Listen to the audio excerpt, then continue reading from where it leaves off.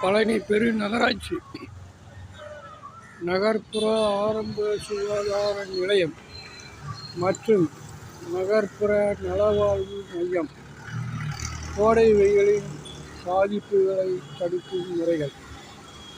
கோடை வெப்பத்தால் ஏன் பாதிப்பு அடைகிறது? கோடை வெயிலினால் அதிக வியர்வை வெளியேறும் பொழுது உடலில் உப்புச்சத்து மற்றும் நீர்ச்சத்து பற்றாக்குறை ஏற்படுகிறது.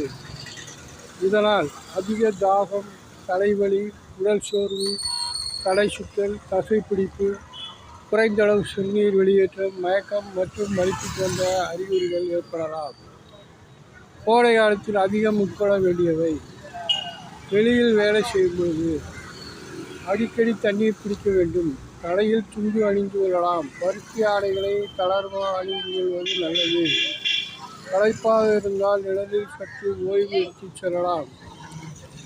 ORS உப்பு கரைசல் தயாரிக்கும் முறை. ஒரு பாக்கெட் ORS பொடியை 1 லிட்டர் சுத்தமான குடிநீரில் நன்றாக கலக்கவும். புதிதாக கலவையை 24 மணி நேரத்தில் பயன்படுத்த வேண்டும்.